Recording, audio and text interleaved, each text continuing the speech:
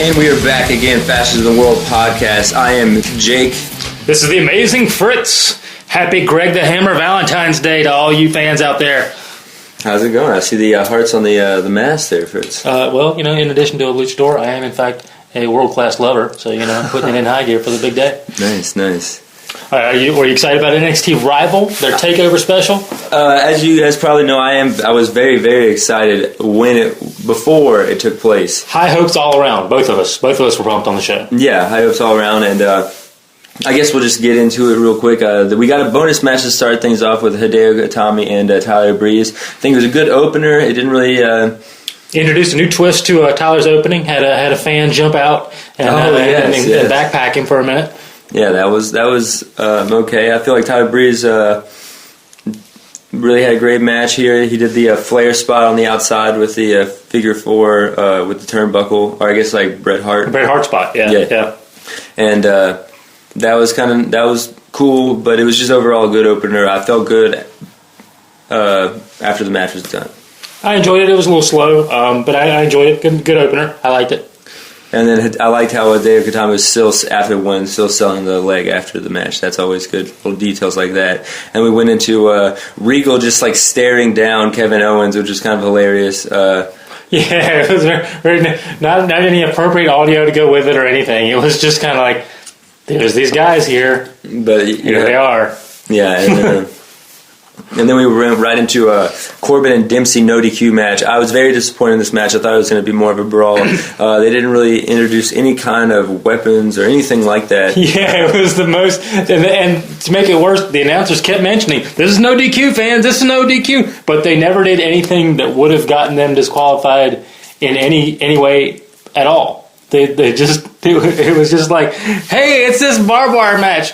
Oh, well, the barbed wire is actually on a forklift out back. Yeah. They have to go out and get the barbed wire to use it.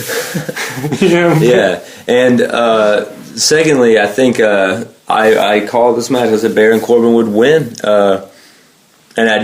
Quickly. Yeah, so Bull Dempsey is definitely Baron Corbin's Jerry Lynn here. So... And then I definitely think someone needs to let me know, or I probably just need to do some research myself. I definitely think that's Drake Younger as the NXT referee. He's not been in the PWG shows lately. I don't know what he does other than PWG. And Bull and Corbin had the first really bad blown spot of the night, where Bull clotheslined Corbin. They were both supposed to spill out of the ring, and only Corbin made it over the top rope. So Bull took a second, then spilled himself over the top rope. And the fans turned on him for a second. Yeah, I actually forgot about that, but that was kind of awful. Yeah. And then moving on, we had a little Sami... Speaking of awful. Well, Sami Zayn was in the back with less hilarious Regal and the referee. So that was kind of a cool thing. And then Corey Graves, they showed Becky Lynch in the back, and Corey Graves had like the funny thing. He says, you can't win the Divas title at Hot Topic. And then we moved on to... Lucha Dragons versus Blake and Murphy, Murphy and Blake. This match was awful. It really took the crowd out of the whole rest of the show, I would say. Blown spots all around, blown spots on the fault of, as far as I could tell, everybody in the ring screwed up something at some point. From the first one I noticed was Blake not knowing how to sell a Hurricane Rana at all. Yeah, he just stayed still. He just stood still. And then Kalisto. Yeah, and Kalisto screwed up his outside the ring dive, and And then awkward, rough all around. So there was like several blown spots, and then they went into I thought it was like a really awesome move that Sin Cara did, where it was like he grabbed the dude's armpits and then twisted it. Like it was a nice pinning combination. Yeah. But you could just tell that normally that spot would like blow the crowd away, but they just saw so many blown spots. Their whole perception of like what they were actually watching was just off. I really don't have much to say about this. Blake and Murphy, I guess, flashing what could be their finisher. One of them does a running suplex, a rarely seen spot, and the other one comes in diving with the body press. Kind of a variation on one of my all-time favorite tag team finishers from Power and Glory back in the old 80s WWF days. And then they also had that nice spot where they're holding him up, and then one of them catches. Was that the one you were talking about? Catches him for the neck breaker? No. That was earlier in the match. Yeah, that one's. And then new entrance, new tights. So I guess Blake and Murphy are getting the push.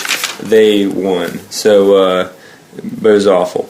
And then we moved on to... And Sin Cara's been on some of the Superstars and main event quite a bit in the past couple weeks. I guess they're working him back into the main roster. I hear they're working on a new gimmick for Kalisto, but we'll see. He's had 2 wins on Raw the last 2 weeks. He beat Miz and then Miz Dow. Gotcha. Yeah, so... And then Baylor and Neville, these guys have wrestled before, as we mentioned. Finals of the NXT number 1 contender tourney. It was an alright match. I feel like the last match really took it out for me, so I had to really get. It took me a while to get going, and it took them a while to get going. They had a nice big tope spot. It was really just to get Finn Balor over. Finn Balor won kind of handedly. What did you? It's strange. I know we didn't watch this show together, but we had the same experience. If it was after that stinker of a tag match, it was hard for me to get really jazzed about the remainder of the show. Yeah. Adrian Neville and Balor went out and worked their asses off. Neville landed a few interesting high spots. Balor really worked his painted face, crawly predator thingy. Oh yeah, I kind of liked how he was jumping at the camera with the mouth painted on. Yeah, I saw him work that bit. That was interesting. Finn Balor, solid match. Everything, exactly what you'd want it to be. Ideally, you want these guys wrestling more time for the title, but great match. Unfortunately, and then the one before it sucked all the air out of the room. Yeah, and then they had a hug it out chance, which was ridiculous, but from the NXT crowd at Forest Hill University. I've spoken before my lack of appreciation for some of the chants there. And then moving on, the match of the night, I would say definitely this great match, 4-way for the Divas Championship. We had Becky Lynch, Sasha Banks, Bayley, and the women's champion at the time, Charlotte. I thought this match was awesome. It was a fantastic match, and so far, the only one to live up to our expectations. I'm not. I've said before that I'm not really familiar that much with Becky Lynch, but she killed it. She had a nice pump handle suplex where she flung Sasha Banks probably well over her head, and then she went on to a WWE show and actually wrestled. I couldn't believe it. It was amazing. And she had an amazing leg lock as well. Yeah, she did some great stuff. And then I liked. Sasha Banks, she did the double knee where she set the people up the sandwich stack double knee. Yeah, I think that would be awesome to have maybe some kind of judo chop where you breaking them down like bricks or something. I can just see so many. If awesome somebody spots. does a big kick or something to line them up, and and then Bayley with she had a great through the apron drop kick, kind of like how El Generico used to do in the Indies, where you dive over for the neck breaker. Sami Zayn would do also. A little in NXT, but she instead of diving belly down, she went belly up baseball slide style. Yeah, which was pretty awesome. And then Bayley to belly to Charlotte took Charlotte out, but then Sasha Banks capitalized. From the second rope. Oh yeah, from the second rope. Yeah, so a super belly to Bayley. And then or super Bayley to belly. I don't know which would be one of those. You guys call it. I don't know. And then Sasha Banks breaks it up, capitalizes with the. It's kind of like a crossface that eventually led to a pin and not a tap out, which is kind of interesting. But she had her slapped in the I don't know, let's call it the boss lock. Yeah, and Charlotte crawled and got over to the ropes, and then Sasha pulled her back in, put it on her again, and then rolled her up. So they really built for Charlotte, they really beat her down to be able to pin her. It was an interesting way to put Charlotte over, but still transfer the belt. It's not something you see a whole lot in WWE. Definitely not. This match definitely stole the show for me. And moving on to Sami Zayn and Kevin Owens, I was definitely really excited about this match, but You hyped it up a lot.